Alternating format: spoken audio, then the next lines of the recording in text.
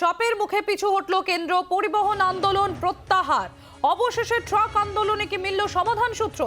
কেন্দ্রীয় স্বরাষ্ট্র সচিবের সঙ্গে আলোচনায় ট্রাক চালকদের ইউনিয়ন।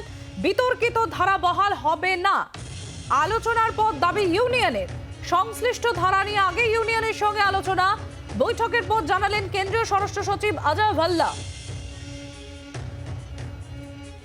আপনাদের আরো একবার জানাবো এই মুহূর্তের গুরুত্বপূর্ণ খবর। চাপের মুখে পিছু হটল কেন্দ্র, পরিবহন আন্দোলন প্রত্যাহার। অবশেষে ট্রাক আন্দোলনে কি মিলল সমাধান সূত্র? কেন্দ্রীয় স্বরাষ্ট্র সচিবের সঙ্গে আলোচনায় ট্রাক চালকদের ইউনিয়ন। বিতর্কিত ধারা বহাল হবে না, আলোচনার পর দাবি ইউনিয়নের।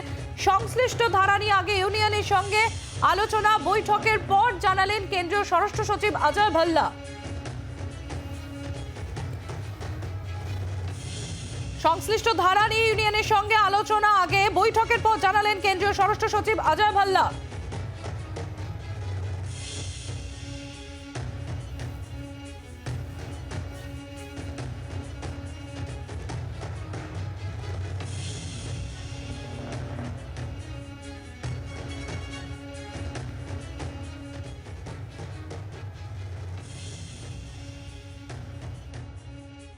तरह का जो भी आंदोलन होता है वो देश के लिए बहुत खतरा पैदा करता है और ऑफिशियली हम परिवार का सदस्य हैं, ये कानून का विरोध करते थे, उनके साथ में खड़े थे।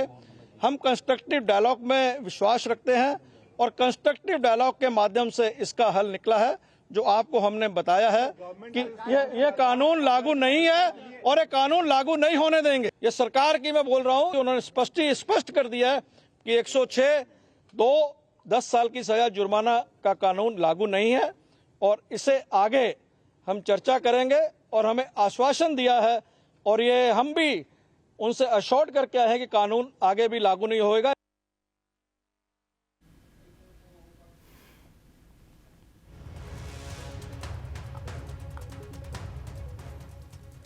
কেন্দ্রীয় স্বরাষ্ট্র সচিব অজয় ভাল্লা কি বলছেন শোনাবো আপনাদের।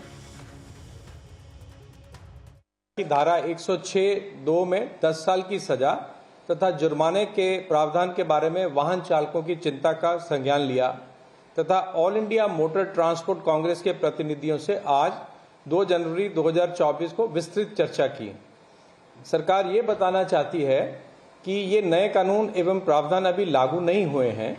हम ये भी बताना चाहते हैं कि भारतीय न्याय संहिता की धारा 106(2) को लागू करने से पहले all India motor transport Congress से विचार विमर्श करने के बाद ही निर्णय लिया जाएगा। हम all India motor transport Congress तथा सभी वाहन चालकों से अपील करते हैं कि आप अपने अपने कामों पर वापस लौट आएं। আমরা এই নিয়ে আরো বিস্তারিত জানবো। আমরা সরাসরি চলে যাবো, আমাদের প্রতিনিধি রাহুল মিশ্রা রয়েছেন আমাদের সঙ্গে। রাহুল, बैठक के बाद क्या बताया जा रहा है यूनियंस वालों की तरफ से?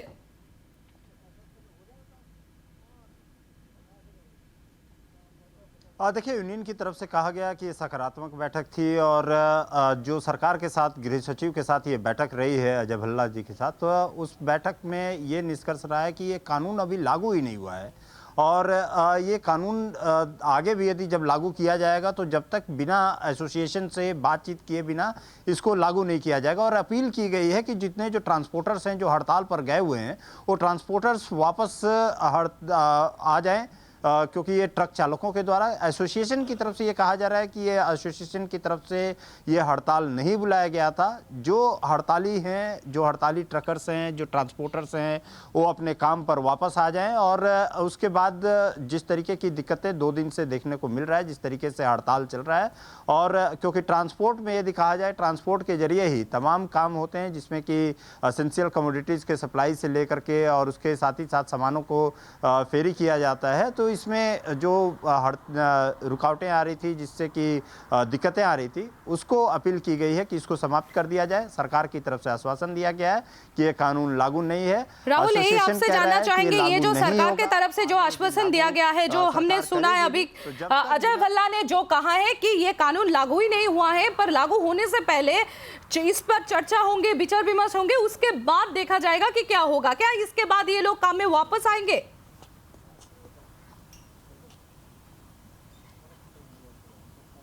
और देखना ये होगा, क्योंकि देखिए ये एक एसोसिएशन की तरफ से हड़ताल नहीं बुलाई गई थी। ये हड़ताल जो है पूरे के पूरे एसोसिएशन के अलावा जो ट्रांसपोर्टर्स थे, ट्रांसपोर्ट पे जो ट्रकर्स थे, उनके द्वारा ये हड़ताल बुलाई गई थी और ये हड़ताल उन्होंने किया था।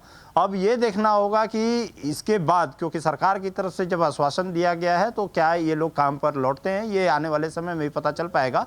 लेकिन सरकार ने स्पष्ट कर दिया है कि ये कानून लागू नहीं है, ये कानून अभी लागू भी नहीं होगा और जब तक जो है एसोसिएशन से बातचीत नहीं होगी तब तक इसके किसी भी तरीके से इसको लागू नहीं भी किया जाएगा। ये बातें सरकार ने कर दिया है। तो जाहिर सी बात है कि जो इन लोगों को यहाँ पर स्पष्टीकरण चाहिए था, जो ट्रांसपोर्ट हड़ताल पे था, वो सरकार की तरफ से स्पष्ट कर दिया गया। देखना ये होगा कि क्या इन लोगों के द्वारा आने वाले समय में ये हड़ताल को समाप्त किया जाता है या हड़ताल को जारी किया जाता है, ये आने वाले समय में पता चलेगा। लेकिन सरकार ने अपनी तरफ से आश्वासन दे दिया गया कि ये कानून अभी लागू नहीं हुआ है। जी, পরিস্থিতি पर नजर रखिए राहुल। फिलहाल के लिए शुक्रिया। আপনারা দেখলেন যে ইতিমধ্যে কেন্দ্রীয় স্বরাষ্ট্র সচিব অজয় ভাল্লা তার তরফ থেকে জানানো হলো যে আইন নিয়ে এই প্রতিবাদ যে আন্দোলন করছেন সেই আইন এখনো পর্যন্ত সেটা লাগুই হয়নি এবং এই আইন কার্যকরী হওয়ার আগে যে সমস্ত ইউনিয়ন রয়েছে ইউনিয়নের সঙ্গে আলোচনা করা হবে। এবার দেখার যে যারা আন্দোলন করছিলেন তারা আন্দোলন ছেড়ে কত দ্রুত তারা কাজে ফেরেন। আমাদের অপর প্রতিনিধি অয়ন ঘোষাল রয়েছেন আমাদের সঙ্গে। অয়ন, কেন্দ্রীয় স্বরাষ্ট্র সচিবের তরফ থেকে জানানো হয়েছে যে আইন নিয়ে আন্দোলন হচ্ছে সেই আইন এখনো পর্যন্ত লাগুই হয়নি এবং আন্দোলন কার্যকরী হওয়ার আগে সেখানে আলোচনা করা হবে ইউনিয়নগুলোর সঙ্গে। অবশ্যই তাই, এবং all India motor transport Congress এবং তার পাশাপাশি এই রাজ্যের সমস্ত ট্রাক, এই সমস্ত সংগঠন যাদের হাতে রয়েছে অর্থাৎ federation of West Bengal truck owners association, তাদের দাবি তারা বিগত বছর 2023-এর 26শে ডিসেম্বর এই আইন তার যে প্রস্তাবনা, এই প্রস্তাবনাটাকেই খারিজ করার জন্য প্রধানমন্ত্রী এবং স্বরাষ্ট্রমন্ত্রীর দপ্তরে চিঠি দিয়েছিলেন। কিন্তু সেই চিঠির পরে সেই চিঠির কোনো ন্যূনতম সৌজন্য উত্তরও আসেনি।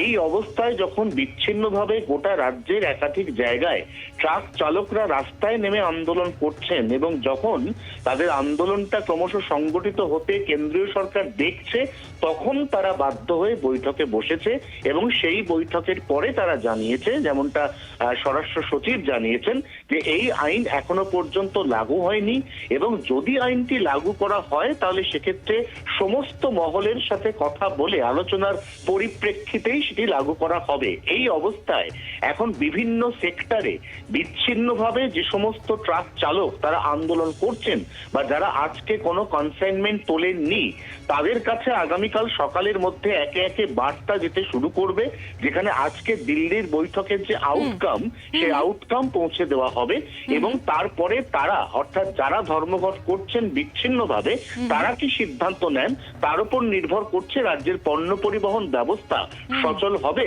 নাকি এখন বা গতকাল যে অচল অবস্থা সারাদিন ধরে আমরা দেখছি সেটাই বহাল থাকবে।